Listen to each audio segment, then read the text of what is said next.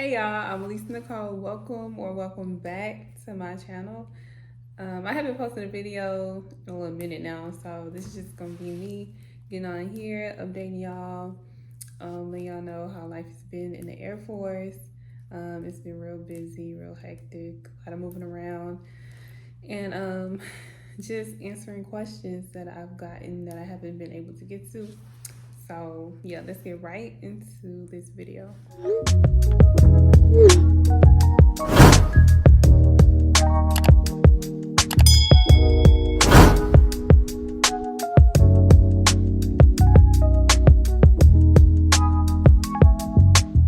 Alright, y'all, so it's been 9 months, so that's a lot to cover. It's probably not going to be as long as I think, but we'll see.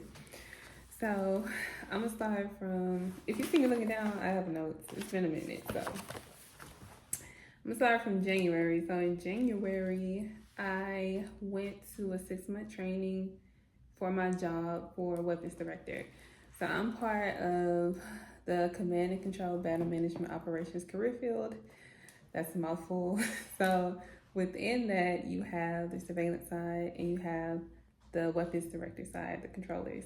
So I started off as surveillance, and at that point, all the surveillance like positions were split up, like for AST, ST, ICT, so like that. But now they have it all in one as the MSO.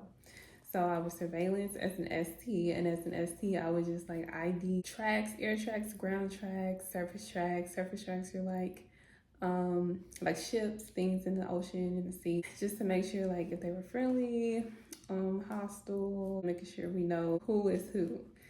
So we'd be doing that. But now as surveillance, you're doing literally everything. You're doing the ST job, you're doing ICT, and you're doing what's the other? ST, ICT, AST, AST. So with that, it just encompasses like making sure all the links are good, like make sure everything is running good, and if everything isn't running good, knowing how to fix that situation or whatever. But I'm not really specialized in ICT and AST, really just ST. So ST was pretty easy. I was good at that job. And then you have the weapons directors, which is the controllers. That's the 6-month training that I ended up going to in January. Let me tell y'all, I ain't never failed no test. I ain't never failed like really anything academically until I went to WD school, weapons director school. I think I should save these stories for a story time. But let me tell y'all, we have like, I can't remember how many blocks it is.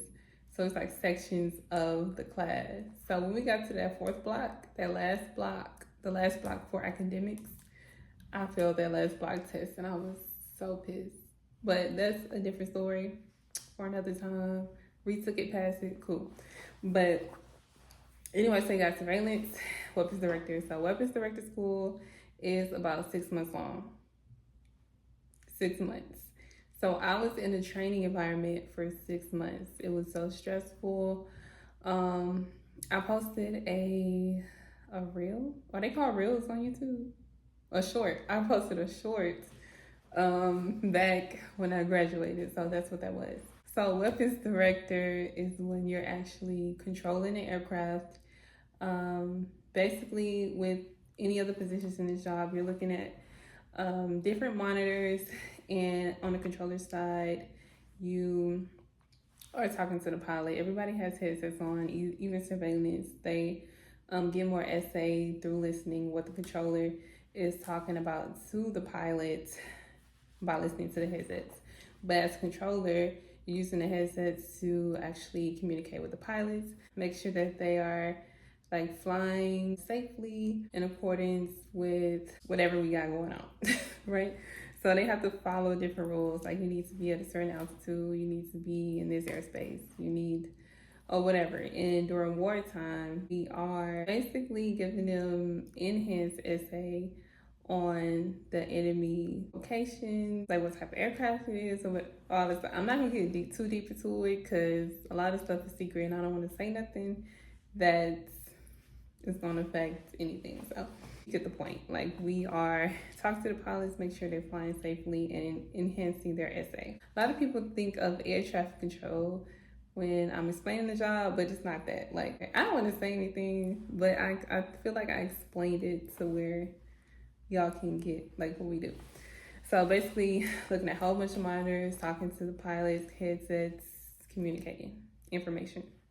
That's it. I honestly thought, like, coming from the career field already, like being in surveillance and being exposed to it already would make it easier. I mean, it might have made it easier as far as like just using the software and knowing like what was what. But as far as controlling, I don't think it made it much easier, honestly, because this is just something that's just completely left field for me. This career field is already completely left field, and then weapons director is all the way left. All the way left. Like, this is not something that comes natural to me. It's something I have to study. I have to study for. I be stressing over, like, as far as like the training, it was so stressful for me, and I didn't know if I was gonna make it through, honestly, because it's not something that I'm like just naturally into already, and then it's just something that's not natural for me to pick up.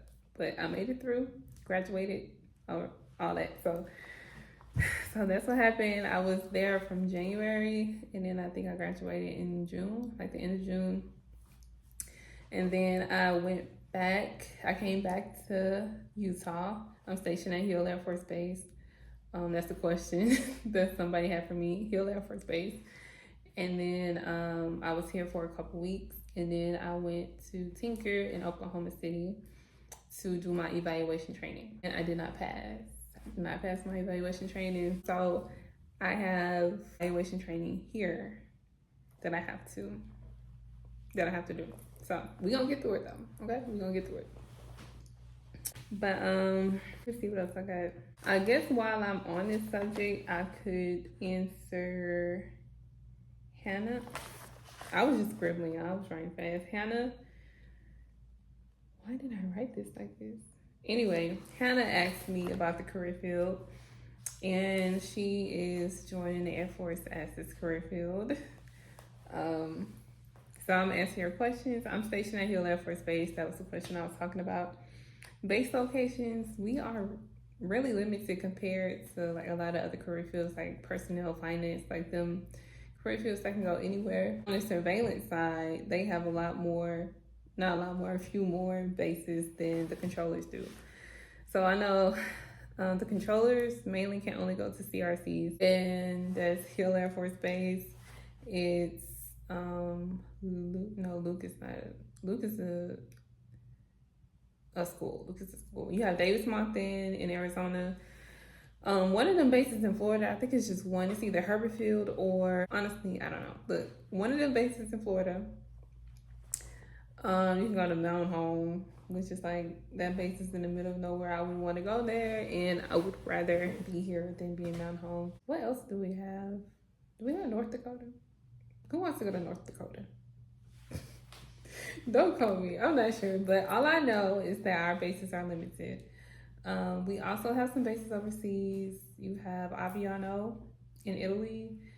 You have, I think it's 2 bases in Japan. I'm not completely sure about all of the bases, but those are just a few. And we do only have a few more. So what's the next question? Do I like it? I mean, it's cool, but it's not what I'm interested in, honestly. Really, at this point, I'm trying to find a way to get to where I want to be. Like, in the career field that I want to be commissioned, and I want to do physical therapy. I am active duty, so I'm working full time, and it's no possible way that I could go to school for physical therapy and stay active duty. So, in commission. So it's just like, it'll be easier if I was just in this career field like that, and I wanted to commission as an ABM, which is like the commission officer version of a weapons director. that'd be the perfect plan. Like I'm already here. All I would have to do is take the AFOQT and put in the package. ABM, commissioned officer. I mean, it's a cool job. I'm just not really into it like that. You know, if I'm gonna make this a career, I wanna be in a field that I love and that I'm interested in. A lot of people say it doesn't matter what job you do in the Air Force, as long as you do your 20, or like, I just don't have the same mindset. Like 20 years is a long time to commit to. That is like your entire young life. Like I don't want to be in a career field that, you know, I'm just, no. Okay, let me name the pros and the cons at this point. I'll start bad and then I'll go good. The cons, I would say, just for this career field, not the Air Force as a whole, I would say the exercises, because I recently just experienced what an exercise is like. When I first got in, it was COVID, they really weren't having exercises. So it's basically a simulation of how a deployed environment would be. And this last exercise we did was definitely that. It's 24-hour ops. You are on if you don't have a regular shift, like from 8 to, I think it's 8 to 4. 8 to 4, you have like a crazy schedule. So that, just the mop gear. So it's just like protective gear. Like you have on helmets, you have on like heavy, extra like stuff over your uniform. You have on steel toe boots. I hate the freaking steel toe boots. They hurt my feet so bad. Like, and they so heavy compared. Like once you got a basic and you get your like boots that you actually want, those are like really light and still protective, but them steel toe boots are just like the basic boots, if not worse. Steel toe kind of hurts. It's really like when you first wear them, because I didn't wear them until the exercise, so I was still breaking them in and my feet were hurting. Just everything is hectic during the exercise. What else is a con? I guess the limited bases. But I think the pros are like you don't have CBTs.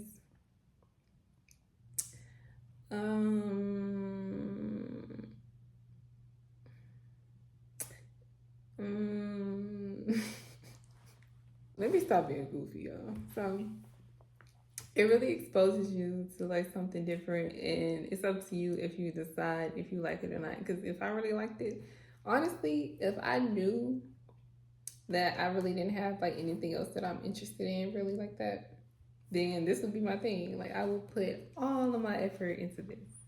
So if you really like it, then I feel like it'll be easy to make it a career once you're in, you know, if you really like get into it, because it's a lot of people that are really like live and die for this stuff.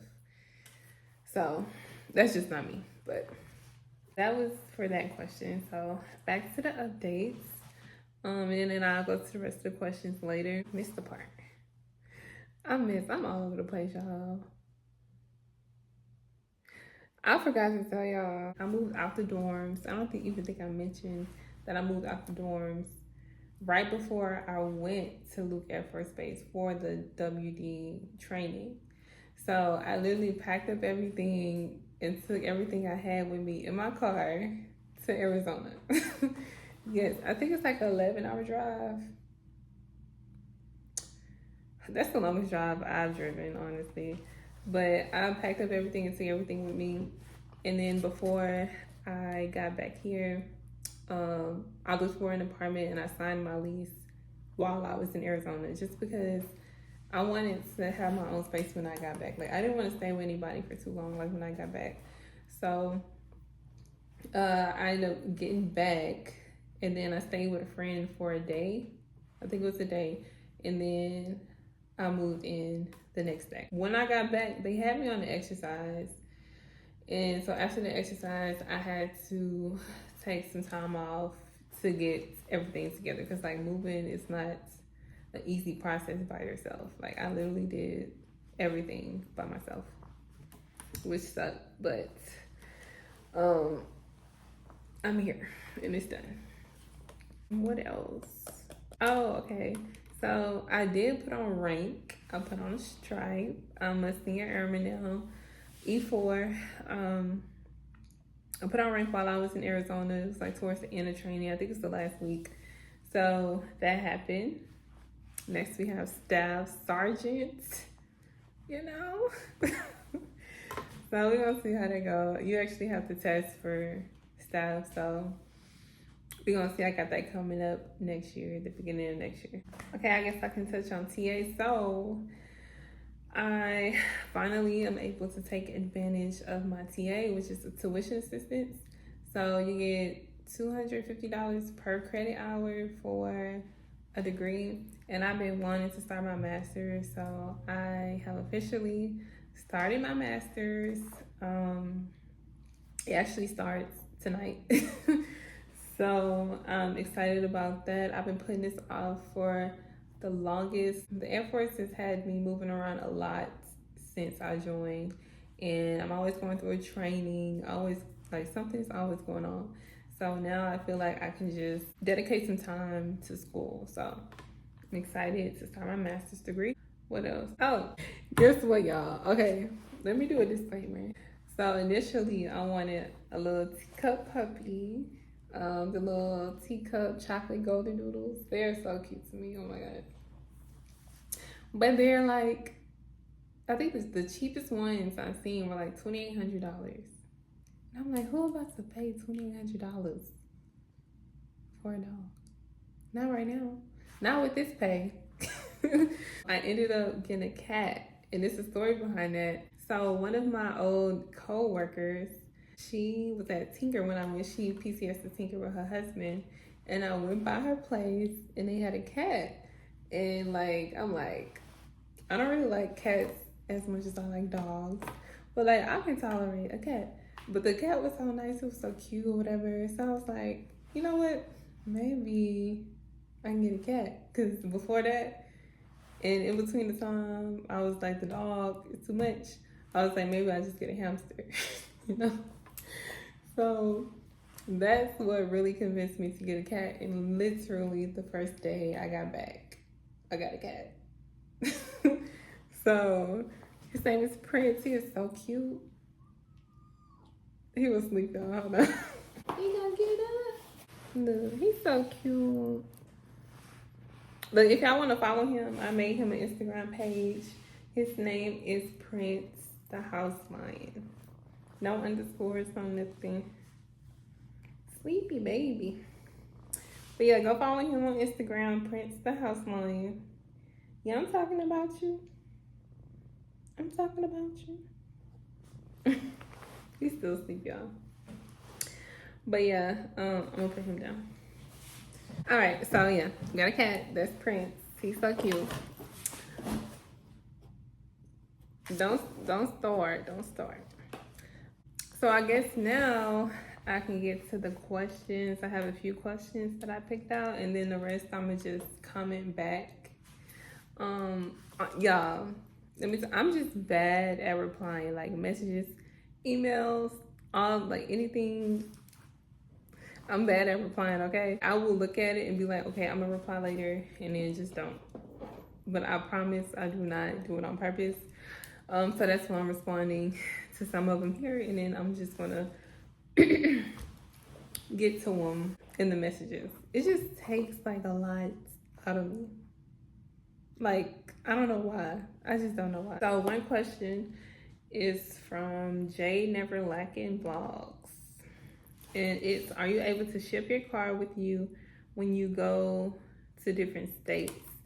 Honestly, I'm not sure. Let's just leave it at that, because I don't want to give you the wrong information. But all I know is that they ship one car for free, like they pay for it overseas. As far as in states, I am not sure, but I'm sure like they have the answer on Google or something. So maybe get on that.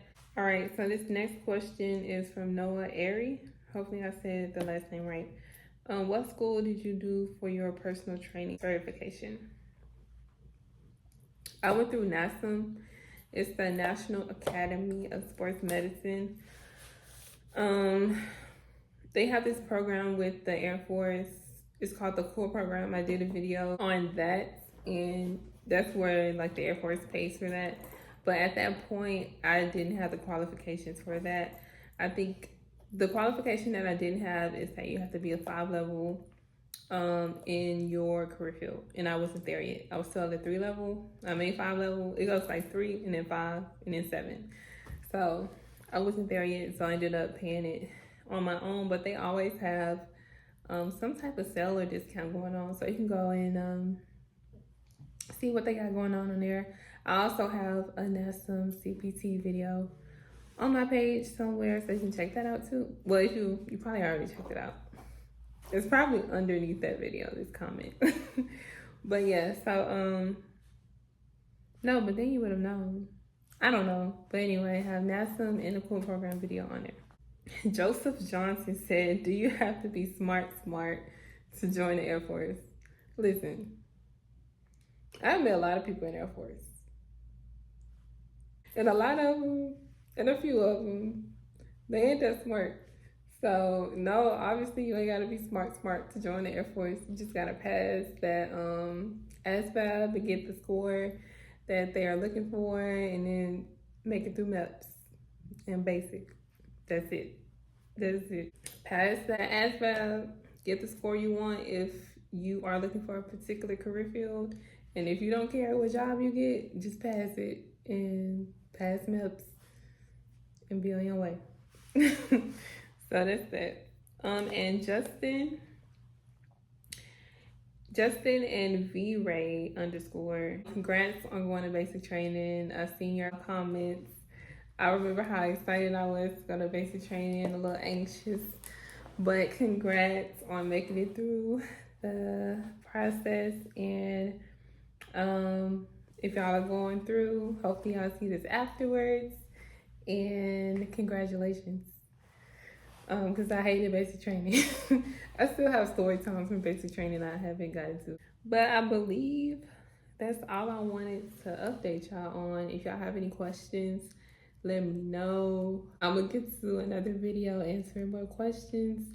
And like I said, I am horrible at replying sometimes, but I will do my best to get to them. I'm making no promises on videos because I never know how life is going to be while I'm in the Air Force. So I do plan on to continue posting, just, you know, whenever time allots. Yeah, that's all I have for y'all today, and I will see y'all in my next video.